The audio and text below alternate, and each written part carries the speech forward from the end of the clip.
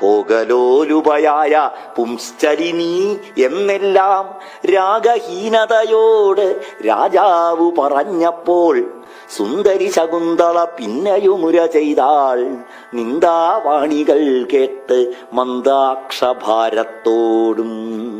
കടുകിൻ മണി മാത്രമുള്ളൊരു പരദോഷം ഉടനെ കാണുന്നു നീ. നിന്നുട ദോഷം പിന്നെ കണ്ടാലും ഗജമാത്രം കാണുന്നില്ലേതും.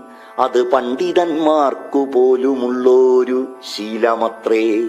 നിന്നുട ജന്മത്തേക്കാൾ ശ്രേഷ്ഠമെന്നുട ജന്മം. മഞ്ഞിടത്തിങ്കലെന്നി നിനക്ക് ചരിക്കാമോ? മേദിനിയിലും പുനരന്തരീക്ഷത്തിങ്കലും ഭേദമെന്നിയേ നടന്നിടാമിന്നെനിക്കടോ.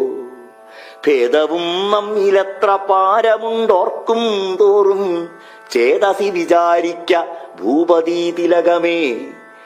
കണ്ണാടി കാൺമോളവും തന്നുട മുഖമേറ്റം നന്നെന്ന് നിരൂപിക്കും എത്രയും വിരൂപന്മാർ. മറ്റുള്ള ജനങ്ങൾക്ക് കുറ്റങ്ങൾ പറഞ്ഞിടും മുറ്റും തന്നുടെ കുറ്റമൊന്നറികയുമില്ല. കുറ്റമില്ലാത്ത ജനം കുറ്റമുള്ളവരെയും ചെറ്റു നിന്ദിക്കയില്ല തമ്മുട ഗുണങ്ങളാൽ. മത്തേഭം പാംസുസ്നാനം കൊണ്ടല്ലോ സന്തോഷിപ്പൂ. നിത്യവും സ്വച്ഛജലം തന്നിലേ കുളിച്ചാലും സജ്ജന നിന്ദ കൊണ്ടേ ദുർജനം സന്തോഷിപ്പൂ. സജ്ജനത്തിന് നിന്ദയില്ല ദുർജനത്തെയും.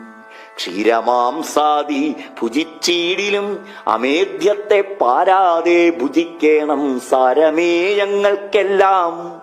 സത്യധർമാദി വെടിഞ്ഞീടിന പുരുഷനെ ക്രുദ്ധനാം സർപ്പത്തെക്കാളേറ്റവും പേടിക്കേണം.